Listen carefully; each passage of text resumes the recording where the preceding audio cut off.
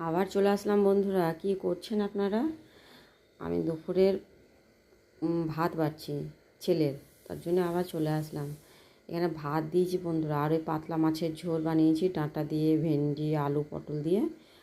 আর ছেলের খাবারটা বাড়ছি। ছেলে স্কুলে থেকে চলে এসেছে, একবেলা হচ্ছে স্কুলে এখন এই গরমের জন্যে, সেটা খুবই ভালো হচ্ছে। আর আমের চাটনি বানিয়েছি, ভাত বেড়েছি, আর দুটো মাছের ডিমের বড়া দিয়েছি ভাতের মধ্যে, বেশি দেব না, প্রচণ্ড গরম।